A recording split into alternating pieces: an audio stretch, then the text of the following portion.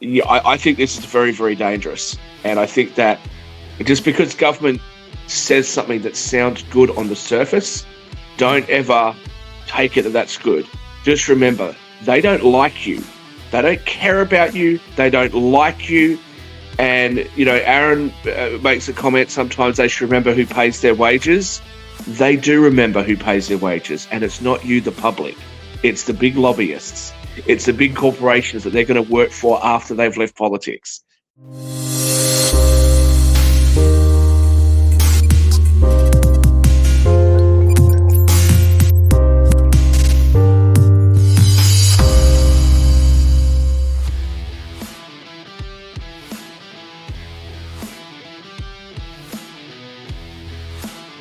It's Edge Radio Australia. Of course, we're doing the Greater World thing. We do this every single Monday. Look, I also want to welcome everybody who's going to be jumping on the stream. Fantastic to have some feedback. So if you've got any questions or comments, let's get involved. With that, let's go straight to Derek. Let's go. It's nice to hear something that we say on Edge Radio Australia and the Greater Wealth, and hear a politician actually say it. Okay. Right. We've been saying for a while that we need more competition in the market as far as the supermarkets are concerned, as opposed to regulation. Yes. And trying to restrict them. Federal Treasurer Jim Chalmers has actually said increasing competition among supermarket giants is key to placing downward pressure on prices. Mm-hmm. So maybe the message is getting out there. Some of the changes, what they're doing now, what they're doing is they're calling it the Grocery Code of Conduct. Okay. There's some other changes mixed into this. Now, it's hard to distinguish whether Chalmers is behind this or someone else, but it's included the multi-billion-dollar fines on retailers that fail to comply with a mandatory code of conduct. Now, what this dictates is how Woolworths, Coles, Aldi, and IGA's parent company, Metcash, deals with producers and farmers. Right. Now, this is important because the farmers have needed protection. No doubt. The producers need the protection. I have heard from farmers how they just negotiate and try to get them down to the smallest thing, where the farmer takes the majority of the risk in the game. They've got to deal with the weather elements. Mm-hmm. They've got to deal with legislations like the government has killed the sheep farm business internationally. In this country, right?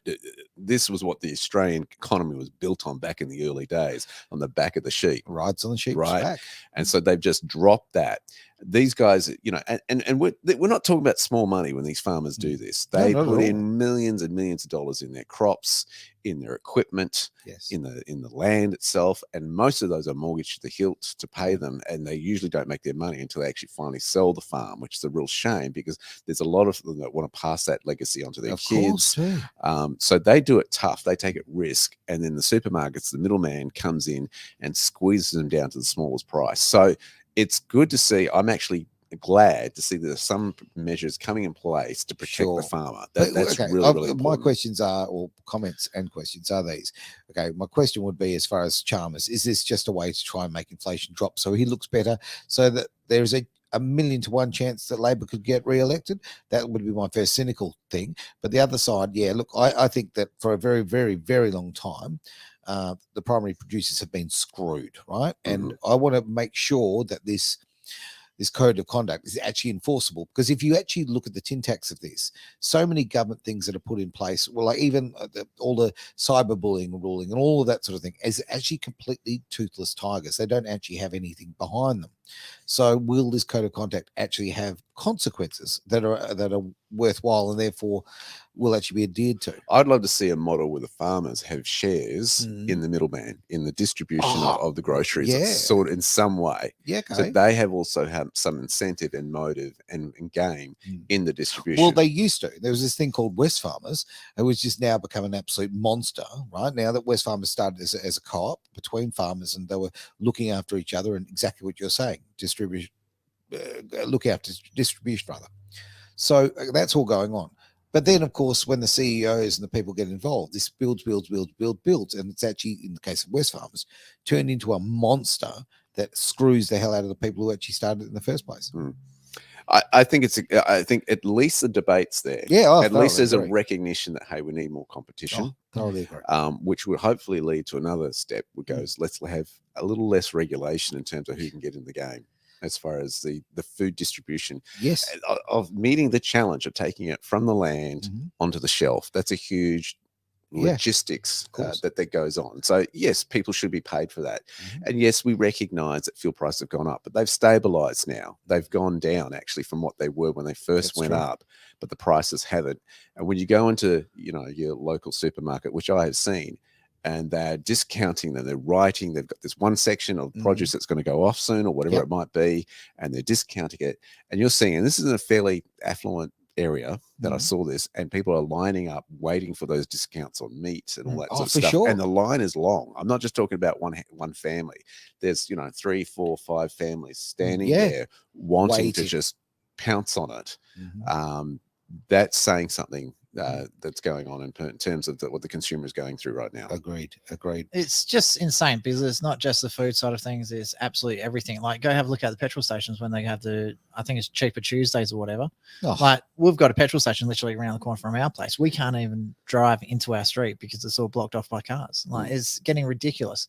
People are just like at their absolute wits' end. They really are. Look, you speak about the petrol station. I went and put some fuel in yesterday, and like, it just broke my heart. There's a woman there walking around taking the aluminium cans out of the bins to make some extra money, and she's got no shoes on. And what I tried to do actually is go in and buy some food, to be absolutely frank with you, but she toddled off, so I missed out on that opportunity. Aaron, I saw a similar thing happen right outside my front yard. Wow.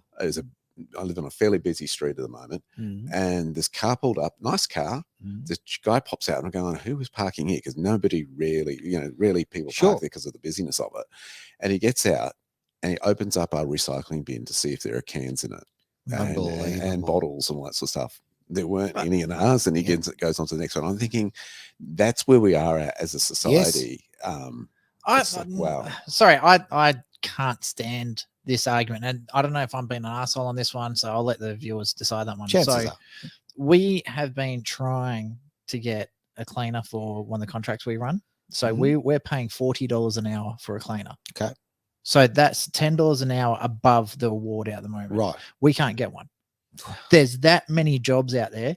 People do not need to go scabbing through rubbish bins for cans. I think the biggest problem is a lot of the people psychologically are at their wits' end. So drug abuse, alcohol abuse, a lot of these things are starting to become really relevant. Sure. So they can't pass drug and alcohol tests and all this sort of stuff anymore. So there's jobs out there.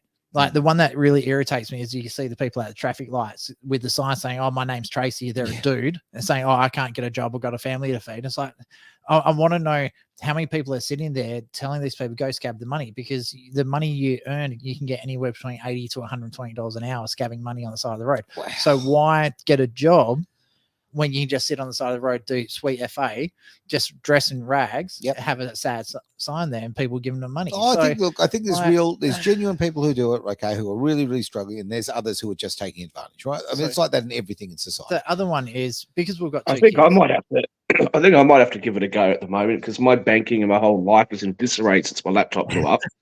So maybe that's what I'm going to do, is get one of those cardboard signs. I just want to make a couple of points. You're a speaker.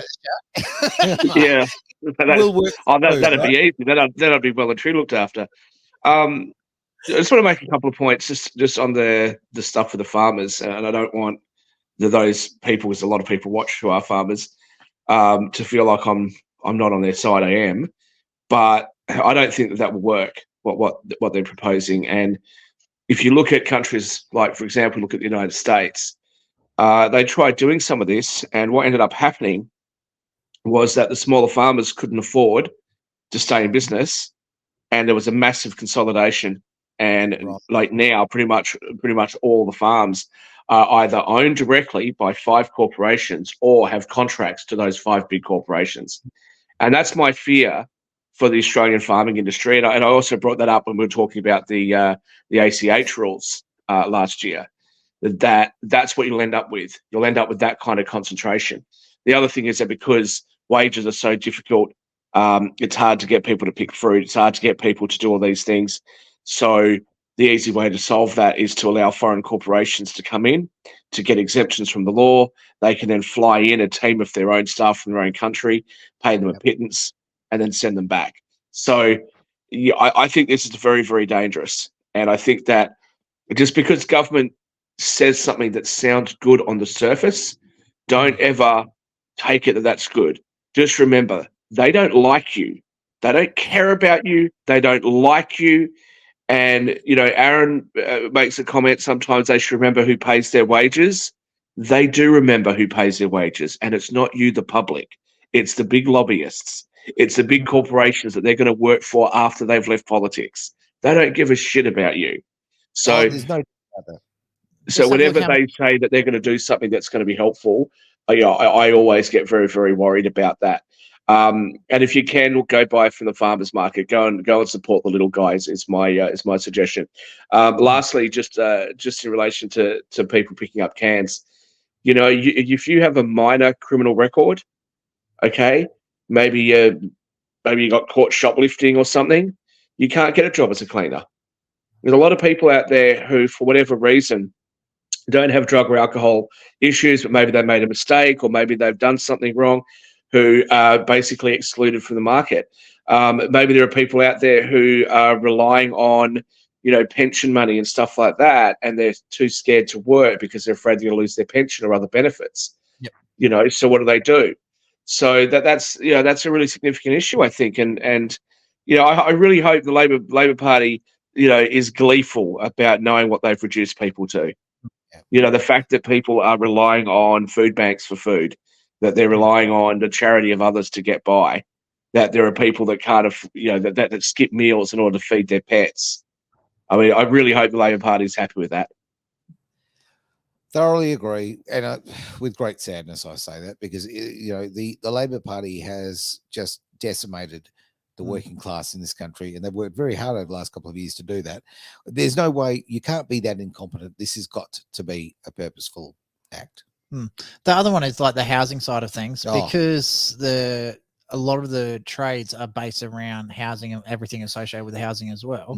Everything is skyrocketing, and it's getting to the point where not only can people not afford the food, they can't afford their rent, they can't find a house to live in. So we're nearly finished building a granny flat in the backyard. We have random people's, it sticks up over the fence. They're knocking on the door asking if we've already got tenants for it.